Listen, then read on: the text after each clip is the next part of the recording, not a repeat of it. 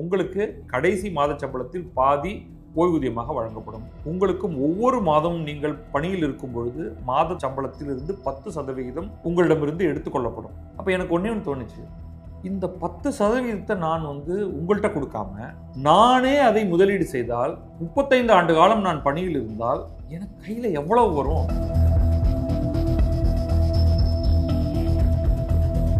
ஒரு காம்பவுண்டட் இன்ட்ரெஸ்ட்ல 8% இன்ட்ரெஸ்ட்ல இது சேர்ந்து கொண்டே போனால் அந்த 35 ஆண்டுகள் இறுதியில் என் கையில் எவ்வளோ நிற்கும் அப்படின்னு பார்த்தா அது ஒரு 1.3 கோடி மேலே வந்துச்சு. அப்போ இந்த 1.3 கோடியை நான் அப்படியே ரிட்டையர் ஆகும்பொழுது அதை வங்கியில் போட்டு எனக்கு திருப்பி 8% வருது.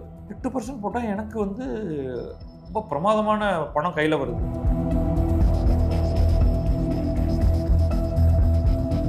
இந்த மெத்தட் படி நான் போனேன்னா 88,000 ரூபாய் எனக்கு 35வது ஆண்டுல மாத சம்பளமா வருது. ஆனா சேர்த்த பணத்தை எல்லாத்தையும் நான் தூக்கி 8% இன்ட்ரெஸ்ட்ல போட்டு வச்சேன்னா அந்த பிரின்சிபலும் அப்படியே இருக்கும். எனக்கு மாசத்துக்கு 90,000 ரூபாய் தருவாங்க. நீங்க என்னடானா நான் 44,000 ரூபாய் தரேன், என் கையவுட்டெல்லாம் நான் பணம் போகுது அப்படின்லாம் சொல்றீங்க அரசு. அப்ப எனக்கு எதுங்க இந்த நியூ பென்ஷன் ஸ்கீம்?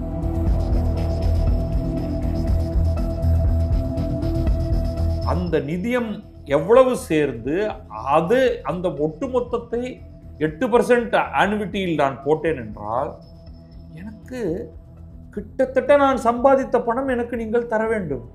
ஆனா நீங்க பாதி தான் தருவேங்கிறீங்க.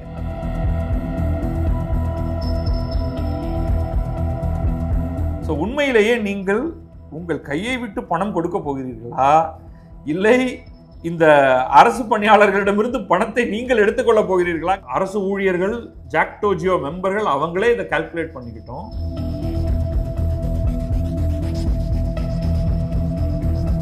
அவங்க உண்மையில கேட்க வேண்டியது, அப்பா என் பணத்தை தான் எடுத்து தர, உன் கையிலேருந்து நீ ஒன்றும் கொடுக்க போறது இல்லை. நீங்க மத்திய அரசுடைய அந்த புதிய ஓய்வூதிய திட்டத்தில் ஈச் மந்த் ஒரு கான்ட்ரிபியூஷன் ஃப்ரம் கவர்மெண்ட் கூட வருது. இப்ப நீங்க அது கூட இங்க இல்லை.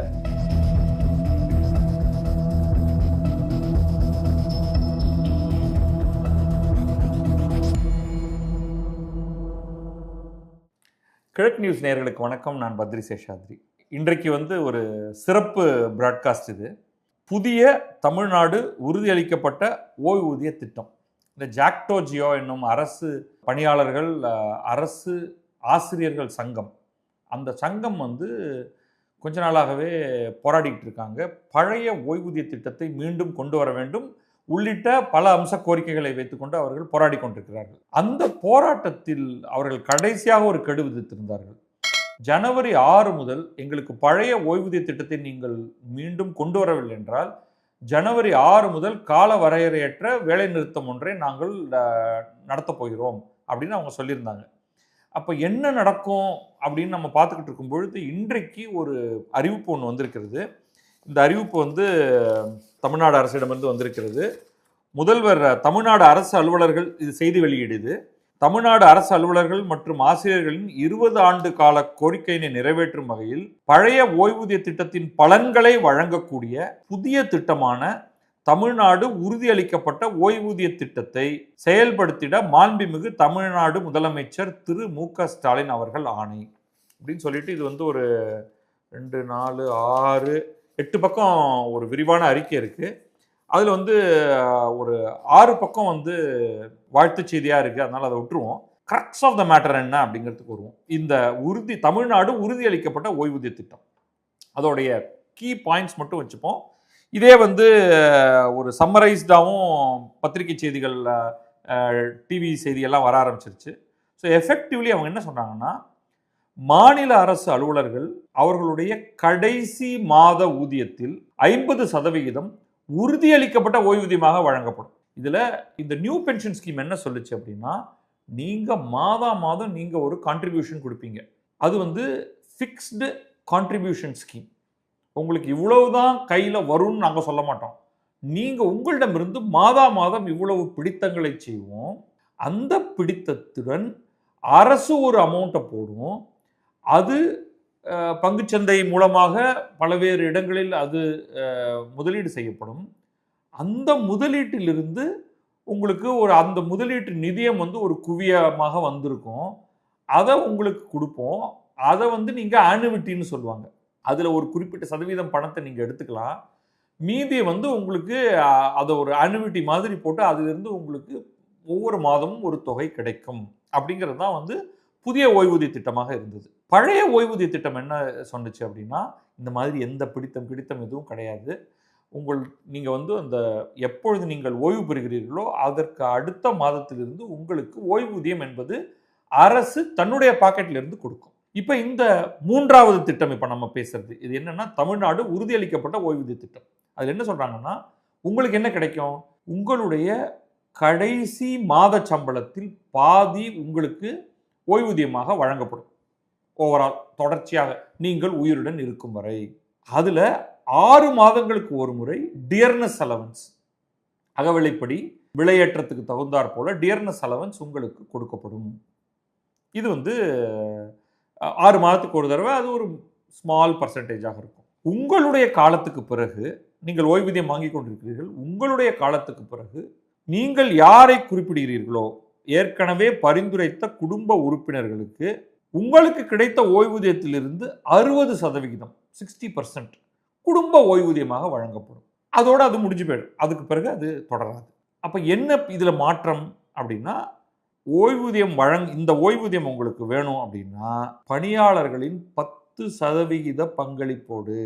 அப்போ உங்களுடைய சேலரி, உங்களுடைய மாத சம்பளத்திலிருந்து 10% பிடித்தம் செய்யப்படும். அந்த பணமெல்லாம் அரசு கையில் வைத்துக் கொள்ளும். அந்த பணத்தை அவர்கள் எப்படி வேண்டுமானாலும் அவர்கள் அதை மேனேஜ் பண்ணிப்பாங்க. அவன் என்னன்னா, தங்களுடைய மாச செலவுகளுக்கு அதை பயன்படுத்துவாங்கன்னு நான் நினைக்கல. அதை ஓய்வூதிய நிதியம் இதுக்குன்னு தனியாக ஒரு ஃபண்டு கிரியேட் பண்ணிடுவாங்க. அதில் உங்களுடைய மாத சம்பளத்திலிருந்து பிடிக்கப்படும் 10% நேராக அந்த ஓய்வூதிய நிதியத்துக்கு போயிடும். அதுக்கப்புறமா பென்ஷன் அதுலேருந்து கொடுக்க ஆரம்பிப்பாங்க. அப்படி பென்ஷன் கொடுக்கும் பொழுது, அந்த ஓய்வூதியம் கொடுக்கும் பொழுது ஏதேனும் துண்டு விழுந்தால் கூடுதல் நிதி முழுவதையும் தமிழ்நாடு அரசே ஏற்கும். இதுதான் சம்மரி. இது முடிச்சாச்சு. அதுக்கப்புறமா சில எக்ஸம்ஷன்ஸ் மற்றதெல்லாம் இருக்குது. இப்போ நீங்கள் ஒரு குறிப்பிட்ட ஆண்டு காலம் வேலை செய்தால்தான் உங்களுக்கு ஓய்வூதியம் வரும்.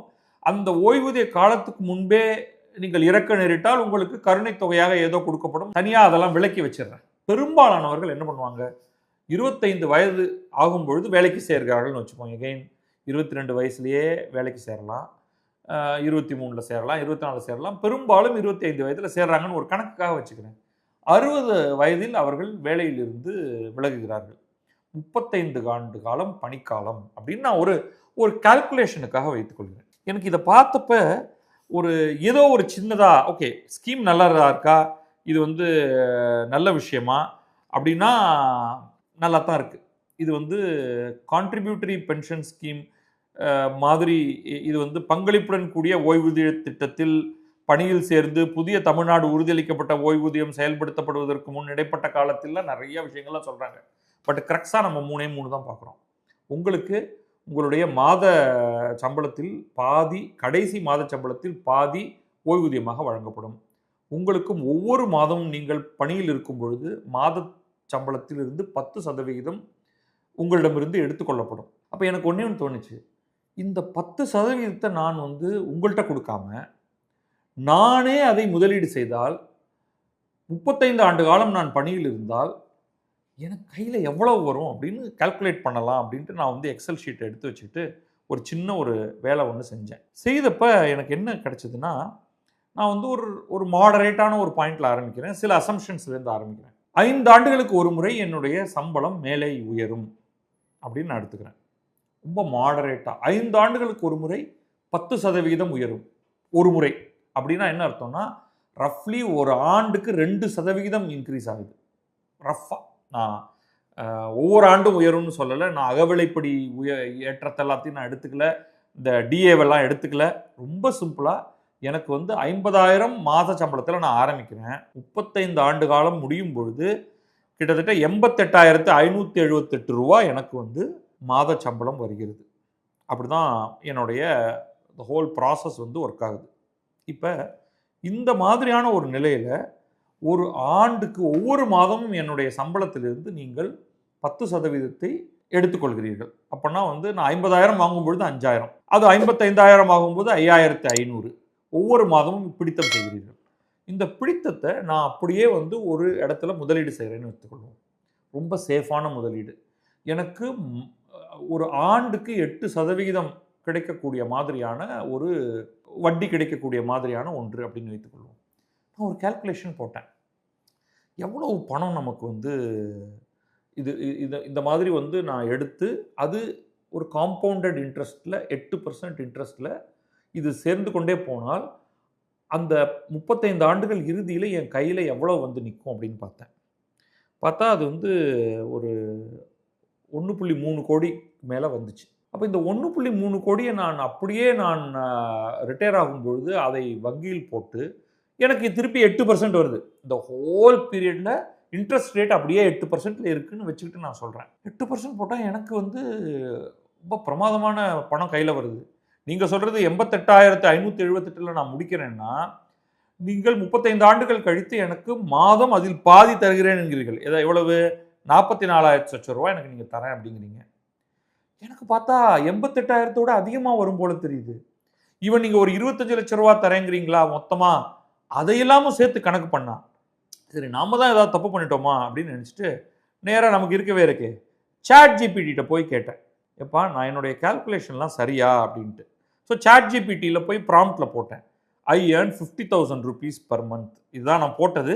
நீங்களும் இதை அப்படியே போட்டு பாருங்கள். நம்ம ஸ்க்ரீன்லேயும் இதை காமிக்கிறோம். Salary remains the same for 5 years. அப்போ என்ன, 5 ஆண்டுகளுக்கு நம்முடைய சம்பளத்தில் மாற்றமே இல்லை.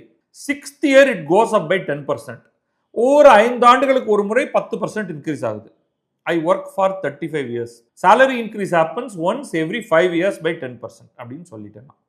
அப்புறம் 10% of my monthly salary is saved into a fund which earns 8% compound interest. நீங்கள் 8%, 7% ஆக்குங்க, 9% ஆக்குங்க, அதெல்லாம் நீங்கள் என்ன வேணாலும் பண்ணிக்கங்க. How much money will I get after 35 years? 35 ஆண்டுகள் கழித்து என் கையில் நீங்கள் எவ்வளோ கொடுப்பீங்க அப்படின்னு. சாட் ஜிபிடி நான் பண்ண அதே கணக்கு தான் பண்ணுது. ஏன்னா எனக்கு வந்து நம்ம மாட்டுக்கு ஏதாவது தப்பாக பண்ணி நான் மாட்டுக்கு உங்கள்கிட்ட எதையாவது சொல்லிடக்கூடாதுன்ட்டு சாட் ஜிபிடிட்ட கேட்குறேன். அது எல்லா கால்குலேஷனும் பண்ணிவிட்டு அது வந்து யூ கான்ட்ரிபியூட் 10 month அதெல்லாம் புரிஞ்சுக்கிச்சு அழகாக.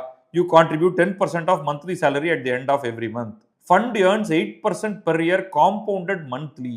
Salary is constant for 5 years, then jumps 10% at the start of 6th year, 11th year, 16th year, 21st year, 26th year, 31st year. Total working period 35 years equal to 420 months. எல்லா calculation பண்ணிட்டு final corpus after 35 years 1,35,17,396 rupees. About 1.35 crores. சரிப்பா நல்லா இருக்கே. 1.35 crore தூக்கி again என்னாலே calculate பண்ண முடியும்னாலும் chat ஜிபிடியே கேட்குறேன். If the above saving is invested on 8% fixed returns, how much will I get monthly அப்படின்னு கேட்டால் simple calculation. Total corpus 1.35 crore, annual return 8%. Calculate பண்ணால் ஒரு ஆண்டுக்கு 10,81,392 ரூபா. மந்த்லி இன்கம் அதை 12ஆல் டிவைட் பண்ணிங்கன்னா 90,116 ரூபா. அப்போ இந்த மெத்தட் படி நான் போனேன்னா 88,000 ரூபாய் எனக்கு வந்து 35வது ஆண்டில் மாத சம்பளமாக வருது. ஆனால் சேர்த்த பணத்தை எல்லாத்தையும் நான் தூக்கி 8% இன்ட்ரெஸ்ட்டில் போட்டு வச்சேன்னா அந்த பிரின்சிபலும் அப்படியே இருக்கும். எனக்கு மாதத்துக்கு 90,000 ரூபா தருவாங்க. நீங்கள் என்னடானா நான் 44,000 ரூபா தரேன், என் கையை விட்டெல்லாம் நான் பணம் போகுது அப்படின்லாம் சொல்கிறீங்க அரசு. சரி இந்த 25 எடுத்துருவோம். இந்த 25 லட்சம் வேற தரீங்களா? சரி 25 லட்சத்தையும் லம்சமாக இதுலேருந்தே எடுப்போம் அப்படின்னா உங்களுக்கு என்ன கிடைக்கும்? உங்கள் கையில் 1.1 crore தான் இருக்கும். I have only 1.1 crore, 8% fixed returns. How much will I get monthly? Instead of 1.35 crores 1.1 crore வச்சு போட்டோம்னா என்ன வரும்னா அப்பயும் 73,333 வரும். அந்த 25 லட்சம் லம்சமும் வரும், 73,333 கையில் வரும். அப்போ எனக்கு எதுங்க இந்த நியூ பென்ஷன் ஸ்கீம்? நீங்கள் சொல்கிறது ஒன்றே ஒன்று தான் இதில் நல்ல விஷயம். மாதம் 10% பணத்தை ஒழுங்காக சேருங்க அப்படின்னு சொல்கிறீங்க. நான் சேர்க்காம செலவு பண்ணிட்டேன்னா என்ன அப்படிங்கிறதுக்காக நீங்கள் என்ன பண்ணுறீங்க, எங்கிட்டேருந்தே பிடிச்சி அதை நீங்கள் உங்களுடைய ஒரு ஓய்வூதிய நிதியத்துக்குள்ளே நீங்கள் வச்சுக்கிறீங்க. அப்போ உண்மையில நீங்கள் எனக்கு தர வேண்டியது, நான் குறைஞ்சபட்சம் நீங்கள் பிஎஃப்லாம் பார்த்தீங்கன்னா 8% கொஞ்சம் கீழே போனாலும் எல்லாரும் சத்தம் போட்டு கத்தி 8% கொடு, 8% கொடு, 9% கொடு அப்படின்னு நம்ம கேட்குறோம். அப்போ அரசு வந்து திறமையோடு குறைந்தபட்சம் 8% சம்பாதிக்க வேண்டும் அப்படின்னு நான் வச்சுக்கிட்டேன்னா, என் பணத்திலேருந்து மாசத்துல நீங்க எங்கிட்ட நீங்க 50,000ங்கிற கணக்கை நீங்க வேற மாத்தீங்க. 30,000னா ரொம்ப மாடரேட் இன்க்ரீஸ் தான் சொல்றேன். அப்பயும் உங்களுடைய 35வது ஆண்டு சம்பளத்தை விட நீங்கள் கிட்டத்தட்ட அதற்கு இணையான பணத்தை நீங்கள் கொடுக்க வேண்டும். உங்களுடைய சேலரி ஸ்கேல் இன்னும் அதிகமா இருக்குண்ணா. இப்ப இருக்கிற சேலரி ஸ்கேல் எல்லாம் பாத்தீங்கன்னா இது நான் ரொம்ப மாடரேட்டா எக்ஸ்ன்னு வச்சுக்கிட்டு ஆரம்பிங்கயா. 5 வருடத்துக்கு ஒரு முறை 10% அதிகரிக்கிறது என்று வைத்துக் கொண்டால் உங்களுக்கு அந்த உங்களுடைய பணத்தை எடுத்து ஆண்டுக்கு 8% வட்டி, ஃபிக்ஸ்டு வட்டி விகிதத்தில் அந்த நிதியம் எவ்வளவு சேர்ந்து அது அந்த ஒட்டுமொத்தத்தை 8% ஆனுவிட்டியில் நான் போட்டேன் என்றால் எனக்கு கிட்டத்தட்ட நான் சம்பாதித்த பணம் எனக்கு நீங்கள் தர வேண்டும். ஆனா நீங்க பாதி தான் தருவேங்கிறீங்க. அப்புறம் ஏதோ உங்க கையை விட்டு எல்லாம் செலவு பண்ண போறேங்கிறீங்க. ஸோ உண்மையிலேயே நீங்கள் உங்கள் கையை விட்டு பணம் கொடுக்க போகிறீர்களா, இல்லை இந்த அரசு பணியாளர்களிடமிருந்து பணத்தை நீங்கள் எடுத்துக்கொள்ள போகிறீர்களாங்கிறத நீங்களே கால்குலேட் பண்ணி பாருங்க. இது நான் வந்து என்ன கால்குலேஷன் போட்டேங்கிறத நான் காமிச்சிடுறேன். அரசு ஊழியர்கள், ஜாக்டோ ஜியோ மெம்பர்கள் அவங்களே இதை கால்குலேட் பண்ணிக்கிட்டோம்.